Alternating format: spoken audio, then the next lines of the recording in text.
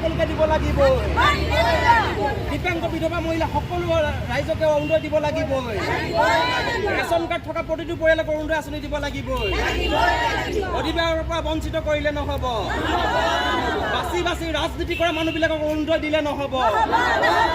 বাছি বাছি ৰাজনীতি কৰা মানুহবিলাকক অৰুণোদয় দিলে নহ'ব হাতী খোৱা ৰেচন কাৰ্ড থকা প্ৰতিটো পৰিয়ালক অৰুণোদয় আঁচনি দিব লাগিব অৰুণোদয় আঁচনিৰ নামত দালালি বন্ধ কৰক অৰুণোদয় আঁচনিৰ নামত দালালি বন্ধ কৰক আমি প্ৰথমতে প্ৰশ্ন কৰিব বিচাৰিছো চৰকাৰক যে আমাৰ মৰঙী উন্নয়ন খণ্ড বিষয়া কাৰ্যালয়টো এইটো কোনোবা ৰাজনৈতিক দলৰ অফিচ নে ৰাইজৰ সেৱাৰ কাৰণে নিৰ্মাণ কৰা এইটো অফিচ ৰাইজৰ কৰৰ টকাৰে তেওঁলোকে দৰমহা খাই আছে হাতী খোৱা প্ৰতিজন মানুহে টেক্স দি আছে আজিৰ দিনটোত তাৰ পিছত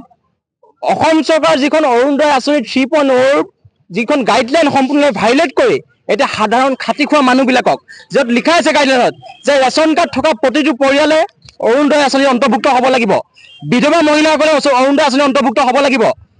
দিব্যাংগ বিকলাংগ মানুহসকলে অৰুণোদয় আঁচনি অন্তৰ্ভুক্ত হ'ব লাগিব কিন্তু তেওঁলোকক সম্পূৰ্ণৰূপে বঞ্চিত কৰি কেৱল বিজেপি দলৰ বুথ কমিটি সভাপতি সম্পাদকে নীতি নিৰ্ধাৰণ কৰি দিয়া কেইগৰাকীমান ব্যক্তিক মিতিৰ কুটুমক কাৰোবাৰ অট্টালিকা আছে তাৰ কাৰোবাৰ 10 বিঘা বাগান আছে তেওঁলোকক অৰুণোদয় আঁচনি অন্তৰ্ভুক্ত কৰি এইদৰে আমাৰ খাতি খোৱা মানুহবিলাকক দুখীয়া মানুহবিলাকক যিবিলাকৰ প্ৰকৃততে অৰুণোদয় আঁচনিৰ কাৰণে যোগ্য ব্যক্তি চৰকাৰৰ গাইডলাইন অনুসৰি সেইসকলক এনেদৰে বঞ্চিত কৰা সিদ্ধান্তৰ বিৰুদ্ধে আজি আমাৰ মহিলাসকলে ওলাই আহিছে আৰু এই মুহূৰ্তলৈকে আপোনাৰ এগৰাকী চৰকাৰী অফিচাৰ কিমান দায়িত্ব থাকিলে 12 বজালৈকে এই মুহূৰ্তলৈকে ইয়াত ব্লক অফিচাৰ গৰাকী নাই কিমান কাণ্ড জ্ঞানহীন এগৰাকী বিষয়া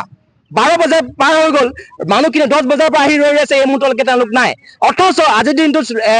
দিনটোত অৰুণোদয় আঁচনিৰ চূড়ান্ত তালিকা প্ৰস্তুত হ'ব আমি যি চৰকাৰে 3.0 অৰুণোদয় আঁচনি আমাৰ ৰাইজৰ মাজত মেলি দিছিলে কিন্তু সেই 3.0 অৰুণোদয় আঁচনি ৰেচন কাৰ্ড থকা হিতাধিকাৰী আজি চাওক আজি ইমানখিনি মহিলা বঞ্চিত হৈছে ইমানখিনি সব দুখীয়া দৰিদ্ৰ পৰিয়াল বঞ্চিত হ'বলগীয়া হৈছে এই যিখন আঁচনি সেই আঁচনিখন কিন্তু ধনী মানুহেহে পাইছে দুখীয়া দৰিদ্ৰই সেইখন আঁচনি পোৱা নাই আৰু সেইখন আঁচনি পাবলৈ হ'লে এতিয়া মানে বিজেপি দলত থাকিব লাগিব তেতিয়াহে আমি সেইখন আঁচনি পাম গতিকে আজি আমাৰ মুখ্যমন্ত্ৰী মহোদয় মই আপোনালোকক মঞ্চৰ পৰা প্ৰশ্ন কৰিছোঁ তেওঁ যদি বিজেপি দলৰ কাৰণে সুবিধাখিনি দিছে তেতিয়াহ'লে ৰাইজক অৱগত কৰিব লাগিছিলে আৰু আমি এইটোৱে জানো যিখন চৰকাৰ আমি সেইখন চৰকাৰেই জনসাধাৰণ আজি যদি আমি কিবা এটা ভুল কৰোঁ আমাক শাসন কৰিব নে নকৰে সেই চৰকাৰে আমাক শাসন কৰিব নকৰে যদি আঁচনি দিছে তেওঁলোকৰ যদি যিসকলক পাতি দিছে তেওঁলোকৰ ভোট কমিটিৰ প্ৰেচিডেণ্ট ছেক্ৰেটাৰী সেই প্ৰেচিডেণ্ট ছেক্ৰেটাৰী যদি যোগ্য প্ৰাৰ্থীক নিৰ্বাচন কৰিব নোৱাৰে তেনেকুৱা প্ৰেচিডেণ্ট ছেক্ৰেটাৰী আমাক নালাগে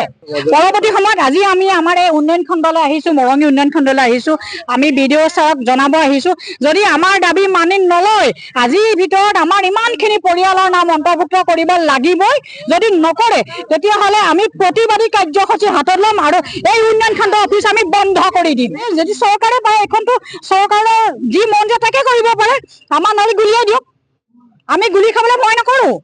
আমি গুলি খাম যিখন দেশত কনকলতা গাভৰু দেশ এখন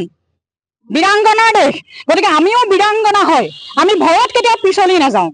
আমি প্ৰতিবাদ কৰিছোঁ আমি প্ৰতিবাদ কৰিমেই আৰু আজি চৰকাৰৰ গৌৰৱৰ বিষয় আমাৰ মাননীয় হিমন্ত বিশ্ব শৰ্মা ডাঙৰীয়াৰ গৌৰৱৰ বিষয় তেওঁ আঁচনি ল'বৰ কাৰণে আজি আমাৰ ইমান মহিলা ৰাজপথলৈ ওলাই আহিবলগীয়া হৈছে চাওক তেওঁ আকৌ টিভিত য'তে হওক তেওঁ ক'ব যে মই উন্নয়ন কৰিছোঁ দুখীয়া ৰাইজক মই আঁচনি দিছোঁ কিন্তু আজি দুখীয়া দৰিদ্ৰ ৰাইজ ৰাস্তালৈ ওলাই আহিছে আৰু আপোনাৰ ৰমজান মাহত আজি আমাৰ সেই মহিলাসকলে ব্ৰতত থাকি ইয়াত প্ৰতিবাদ কাৰ্যসূচী হাতত ল'বলৈ আহিছে তাতকৈ কিবা গৌৰৱৰ বিষয় আছেনে চৰকাৰৰ কাৰণে দেই মই ইয়াৰ পৰা আপোনালোকৰ মঞ্চৰ পৰাই আমাৰ মুখ্যমন্ত্ৰী ডাঙৰীয়াক অনুৰোধ জনাইছোঁ তেখেতে অকল বিষয়ববীয়াৰ ওপৰত কোনো কাম নেৰি তেওঁ নিজেও এইখিনি আঁচনিৰ ওপৰত অলপ তেওঁ নজৰ ৰাখক তেতিয়াহে হয়তো অসমখন বাচিব আমি অৰুণোদয়ৰ পৰা বঞ্চিত হৈছোঁ সেইটো কাৰণে ওলাই আহিবলগীয়া হৈছে যি কি অৰুণোদয়ত আপোনাৰ লিখা আছিলে যে দৰিদ্ৰ মহিলাই পাব আৰু এতিয়ালৈ আমি হয়তো দৰিদ্ৰ আমাৰ মানুহজনে দিন হাজিৰা কৰে তাৰ পৰা আমি বঞ্চিত হৈছোঁ যিবিলাকে ধনী মানুহ তেওঁলোকে পাইছে আৰু ধনী মানুহবিলাকক বঞ্চিত কৰিব লাগে আৰু আমাৰ দুখীয়া শ্ৰেণী মহিলাবিলাকক দিব লাগে আমাৰ